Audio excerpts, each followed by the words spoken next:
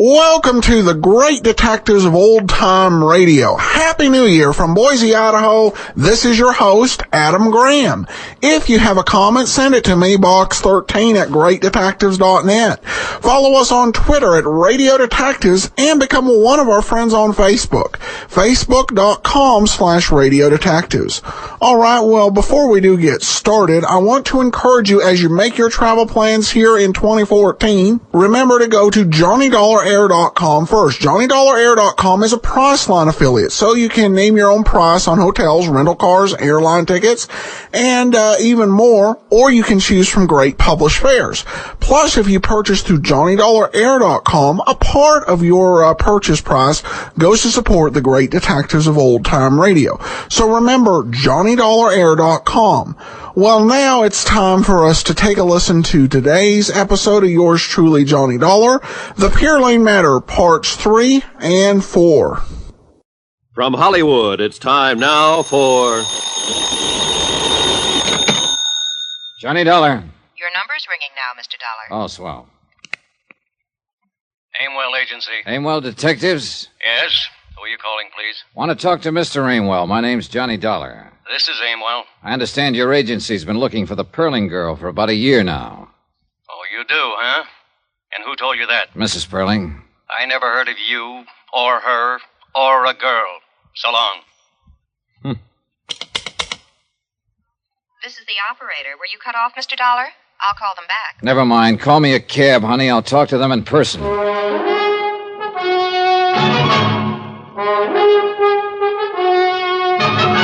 Tonight and every weekday night, Bob Bailey in the transcribed adventures of the man with the action-packed expense account, America's fabulous freelance insurance investigator. Yours truly, Johnny Dollar.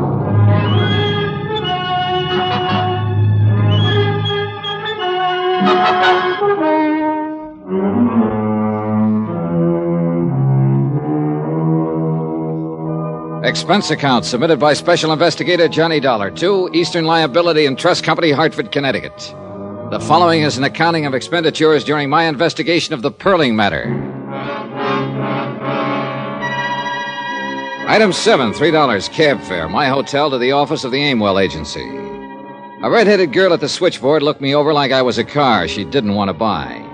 I told her my name and that I wanted to see Niles Aimwell. She told me to sit down and wait. 3 minutes later, she waved me down a long, carpeted corridor. I followed directions. A typewriter clacked somewhere. Men in those suits with the little shoulders and hem stitching for lapels moved in and out of offices. It looked more like an advertising office than a detective agency.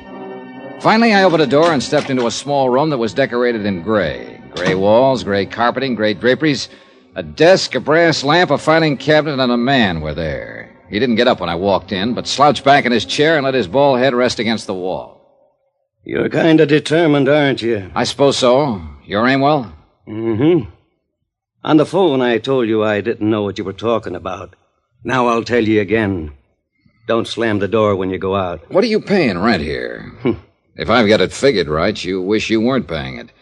But then a place like this draws a snappier crowd of clients, so what you've got in the end is more clients and more rent, no more money for yourself. Now that you've said all that, will you get out of here? I know one of those snappy clients happens to be the Pearlings. I know you've been trying to find their daughter.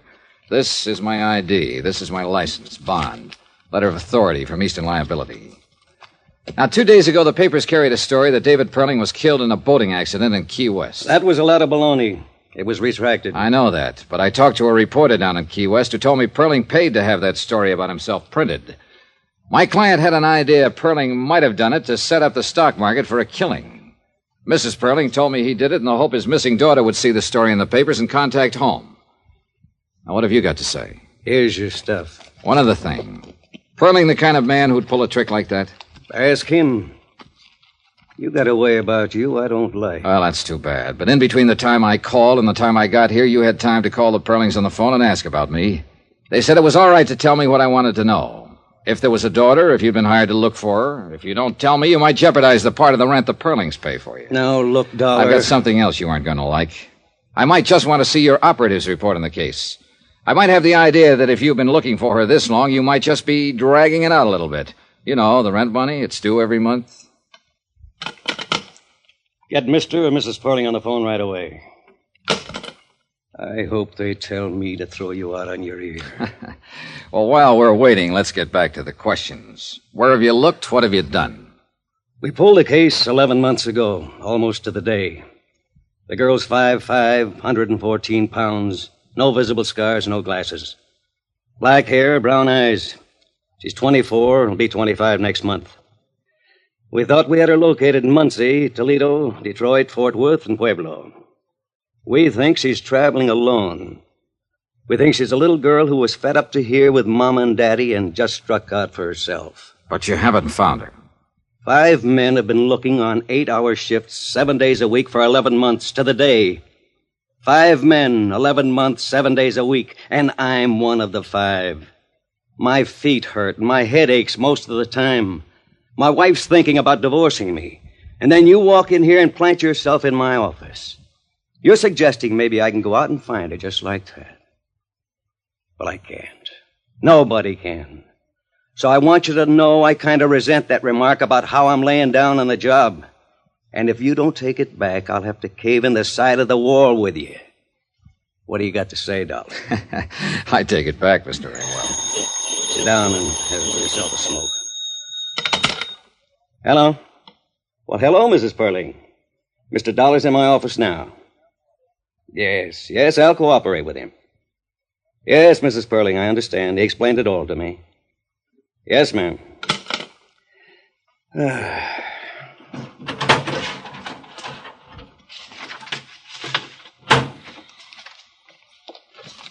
whole file, everything. How would you like somebody to bring up a bottle of cold beer? Oh, I'd like that fine, Mr. Amwell.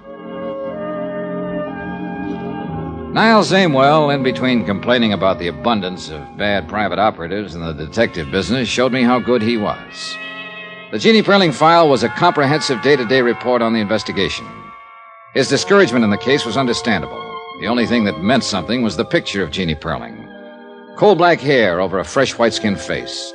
Dark eyes, a nice smile.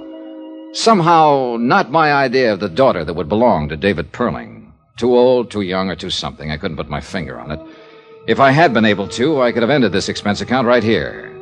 As it was, I spent $100,000. Somebody else's money, sure. But I spent it just the same. Well, Mr. Dollar, I'm certainly surprised at this development. You say Pearling's daughter is missing? That's right, Mr. Scottman. And I'm convinced that the detective agency he's had looking for her have been doing just that. Well, then, I'm relieved to know you got to the bottom of this matter. I'm sorry, of course, for Mr. and Mrs. Pearling. But, as I say, relieved that there was no attempt at financial manipulation. I think then I can call you off the case. There is no case now. Nope, guess not.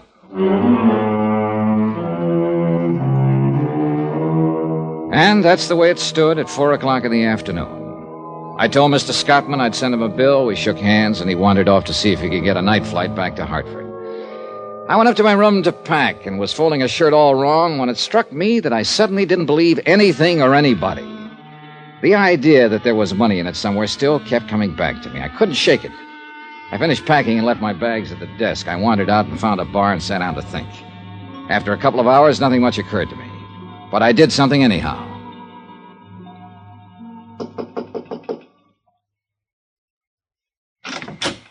Oh, hello, Dollar. Why? My plane doesn't leave until 11 o'clock. I haven't had dinner yet. I didn't come about dinner, Mr. Scottman. Oh, what is it? Well, how does this case strike you? Eh? A phony death report, a missing girl, a stock market manipulation that didn't come off. How does it strike you? Well, very neat, if that's a phrase I can use, Mr. Dollar. We had a question with serious implications to it. We have an answer now. That's what we wanted. But it's too neat. I'm not sure I know quite what you mean. Look, you first called me in because it was halfway in your mind that Pearling's alleged death was for the purpose of making money on the market. Now, why did you think that? It was a possibility. But what else? What about Pearling? What do you mean? Do you know him? Ever met him? Do you think he was capable of a thing like that? Not now. No. I have proof from you that wasn't his reason at all. But you thought so before you had that proof. You suspected it. Suppose I did, yes. Well, I didn't know him from a load of coal, but I always figured there's money in it somewhere. And I've met David Pearling. He doesn't seem like the kind of man who'd worry about a grown daughter who didn't like him and ran away. Just didn't seem that way. Oh, here now. A detective agency working on the case, a story in the paper. But no police, Mr. Scottman. No bulletins. No 100% effort to find her. Why? I suppose you have a good point. I'm sure I have a good point, Mr. Scottman. Money's always a good point. But what money, how, why, I don't know. I can't answer those questions. I wish I could. If I could, I'd know that a man like Dave Pearling was lying through his teeth if he told me he wanted his daughter back safe at home. I'd know why he was lying. I know I'm just talking and getting nowhere right now, but... Well, I thought I'd better tell you what was on my mind. Yes, well, you've certainly done that. Now what? That's up to you. Oh. Well, if you feel so strongly about this, I think then you should continue. I thought it was ended, but in view of the circumstances, continue. By all means, continue.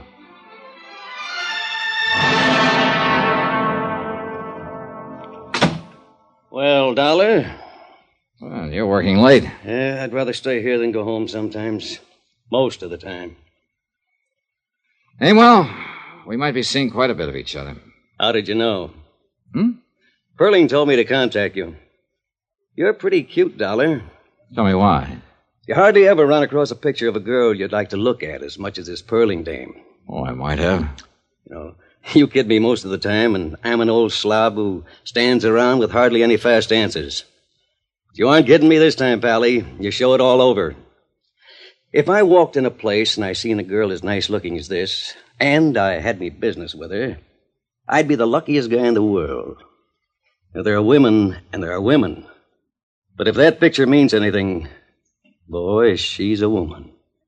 And you want to meet her, right? Sure I want to meet her, but you're getting romantic. And if I saw but didn't have any business with her, just saw, I'd go take a walk around the block before I talked to anybody.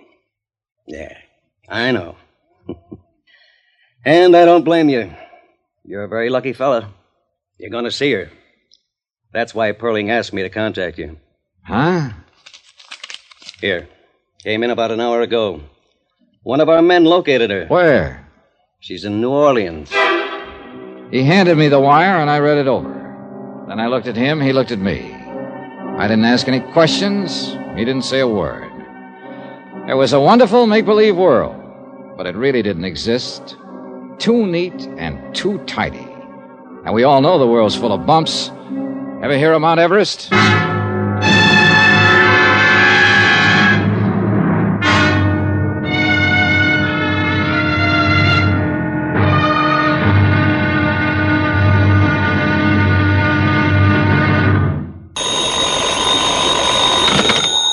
Johnny Dollar. Dave Pearling, Mr. Dollar.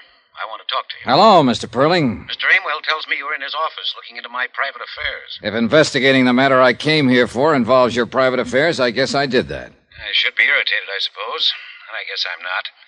When can I see you? Most any time. How about today? I'll be at my house all day long.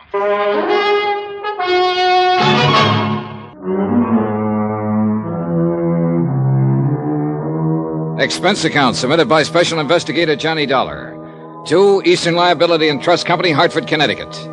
The following is an accounting of expenditures during my investigation of the Pearling matter.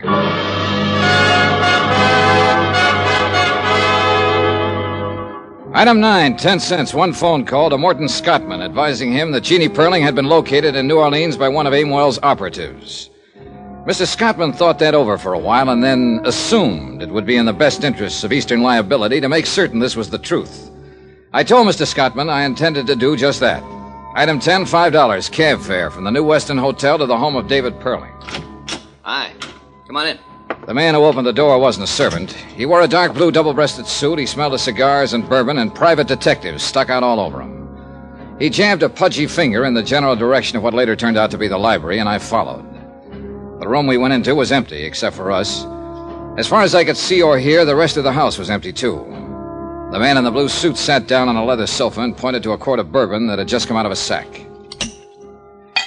You must be this Dollar guy, huh? Yeah. Mr. Pearling will be along in a minute. He asked me to say hello to you. By the way, my name's Brad Copeland. I'm one of Niles' men. Niles Amwell? That's great.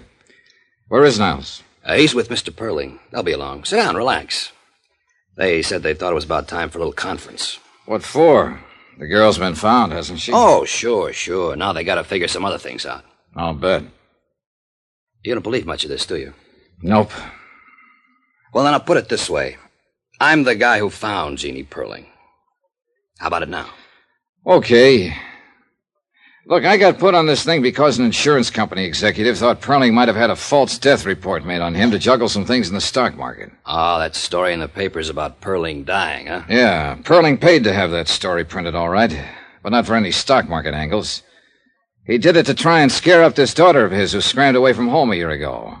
Now, I found that hard to believe, even after I talked to Niles Amwell and he told me the agency had been hired to find the girl a year ago. I suppose you're one of the men who's been looking. Yeah, that's about it. No luck, either. And yesterday morning comes a phone call. I don't know who it is, tells me where she's living, what name she's using in New Orleans. I scram down there by plane and check it out. It's all true. So I come back here, and here I am. Conference. You found her on a tip from somebody you don't know? Man or woman? Always a man's voice. Wonderful, ain't it, what happens sometimes? How does it look to you? Like a sealed freight car full of nothing. That's the girl down there in UO, all right. I managed that. I picked up her prints and checked them with what we had to go on. But what's what, I don't know. What's Amwell going to do now? That's why the conference. We see what we'll see. Relax. I tried to do that, but I didn't do very well. Copeland settled to his bourbon, and I picked up and laid down a half a dozen magazines, smoked 2 cigarettes, paced up and down. Finally, I heard a door open somewhere, and Niles Amwell and David Pearling walked in the room. Then Amwell motioned Copeland to his feet, and both of them left the room without a word. David Pearling and I were alone. How much do they pay you, Dollar? Oh, I'm paid well enough. What's that got to do with it? I was just curious, is all. You seem like a competent man. As a matter of fact, the most competent I've met, and that includes Mr. Amwell and Mr. Copeland. By the way, I just fired them. Really? I don't think I need them anymore now that I know where Jeannie is. Oh? You've had an extraordinary interest in my affairs lately. I'm willing to bet that you won't leave me alone until you're satisfied about my daughter. You'd be right. I want Jeannie to come home. Here, where she belongs. Why don't you go get her? I think that might be difficult under the circumstances. I'm afraid she bears considerable rancor for myself and Mrs. Pearling. Perhaps someone like you could, persuade her that it would be the best thing to do. I go down to New Orleans and get her? Exactly. I was going anyway. Oh? Why? Well, offhand, you don't seem like the father who's happy to know that his daughter, whom he hasn't seen or heard from in a year, is alive and well.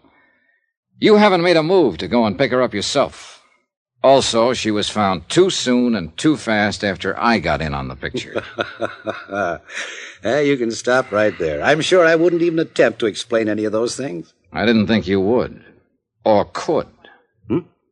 I'm on my way to New Orleans, Mr. Pearling, to get your daughter. I think she'd be crazy if she came back here, but I'll take it up with her. Do that. I wonder if you'd like to try to explain something else for me. What? Why you were feeling me out a couple of minutes ago to see if I'd buy off. Get out of here. Get out! Why not? Expense account item 11, $113.15. Airfare, incidentals, New York to New Orleans, Louisiana. The temperature was exactly 28 degrees hotter when I landed. In the cab from the field, I peeled off my coat and loosened my tie and took off my hat. I walked into the lobby of the Roosevelt Hotel that way. Everyone else seemed cool enough in linens and tropicals. Everyone except myself and a big blonde giant of a man leaning against the CNS ticket counter. Boy, take Mr. Dollar to 511. The giant smiled when he saw me and stuck out his hand. Well, I'm certainly glad to see you. We thought you'd never get here. Hope you had a pleasant trip. I was okay. I know you're tired and hot and would like to wash up a little and refresh yourself, but the rest of the boys are headquartered in 810. They're mighty anxious to meet you. Mighty anxious. Us Delta cotton growers are gonna make it or break it at this convention, yes, sir. Yes, sir, we sure are, aren't we? As soon as you're cleaned up, you come right over. We have a drink, and I'll show you around the town. Yeah, that'll be swell. 8:10? 8:10. About an hour? About an hour. I'll see you. Hey, clerk. Yes, sir? How long have the Delta cotton growers been in town? Delta cotton growers? Well, they had their convention last month, sir. Who's registered in 810? We have no 810, sir. I'd done someone dirty. When he came over with a hand out in front, I was supposed to say, "You got the wrong fellow. My name's Dollar." But I made him play it out for a particular reason.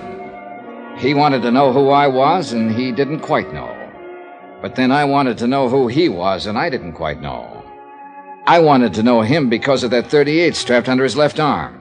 It bulged out just enough to make me curious. By 7:30, I'd eaten dinner and found an address on Ursuline Street, the address where Jeannie Pearling was living. The mailbox carried that name. It was one of those unpainted apartment houses in the French Quarter, full of heat and low-watt light bulbs. The girl who opened the door was a medium-sized blonde, and she wore a black dress. The girl I was looking for had coal black hair. Yes?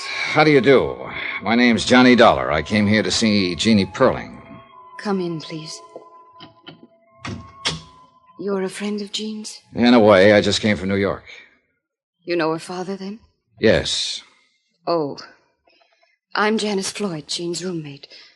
This way. Careful, it's a little dark. Sure. Maybe I had the feeling when I saw the black dress. But I knew I had it when Janice Floyd turned and led me through the 2 large rooms that made the apartment. I thought that was the end of it, but there was one more room. The blonde girl stood to one side so I could see in. The perspiration began to trickle down my face. I knew what was coming. Here she is, Mr. Dollar. She was there, all right. As lovely and as young and beautiful as the picture. There was a candle burning at her head and feet. And she was dead. I don't know how long I stood there in that dark room staring down at her. I think there were other people in there, too. Dark people, heads bowed, hands folded in front of them, all looking at her. How did it happen? Leukemia. Didn't you know her very long? No, as a matter of fact, Miss Floyd, I didn't ever know her. I certainly didn't know she was dead when I came here tonight. I hardly expected She asked that it be this way. But who are you? I'm an insurance investigator. From her father? Not exactly, no. Oh, yes, I see it now. You aren't the first one who's been here looking for her. There have been others. Detectives and lawyers trying to get her to go back. What? If they'd loved her for just one unselfish moment, she would still be there. Well, Mr. Dollar, she's where her father can't bother her anymore. You tell him that when you go back to New York. Tell him he can stop hiring lawyers and detectives to find her. Now get out. Expense account item 13, $5, the usual charge in any city for having a legal document copied and photostated. A death certificate verifying the fact that the girl had died on the 20th day of the month. A medical report attached to the certificate named the cause of death as leukemia. I had copies of all these legal documents by 10 o'clock the following morning. I even went through the motions of phoning the desk and asking for a bill and making a plane reservation for that night. I had a feeling someone would be very interested to see me take care of all those things, and I was right. The big blonde man with the .38 happened to be in one corner of the lobby when I paid my bill. He also happened to be at the airport when I picked up my ticket, but then he got careless. I walked through the gate, waited 2 minutes, and slipped back to grab a cab in front, just in time to see him wheel a battered convertible out of the parking lot and head back for town. I followed in my cab. He went to the Ursuline Street address. 2 minutes later, he came out. Expense account, item 14, $8. I let my cab go and strolled up to him just as he was getting in his car. Hiya. What? Look, we've been playing games long enough, don't you think? Well? Why don't you go back to New York and do what you have to do? Deliver this death certificate? I don't believe it. You saw her dead, didn't you? Still don't believe it. That's too bad, because that's the way it is. He got in his car, started it up, drove away. I stood there and watched him go. Money, I kept saying to myself. Money. There's money in it somewhere. Plain old money.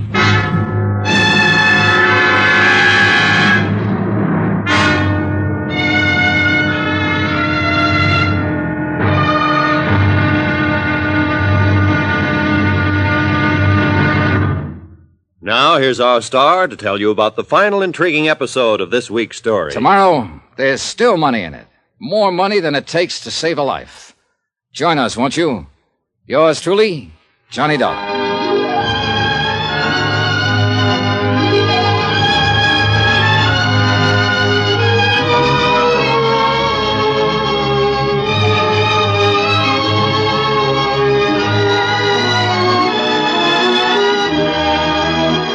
Yours truly, Johnny Dollar, starring Bob Bailey, is transcribed in Hollywood. Written by John Dawson, it is produced and directed by Jack Johnstone.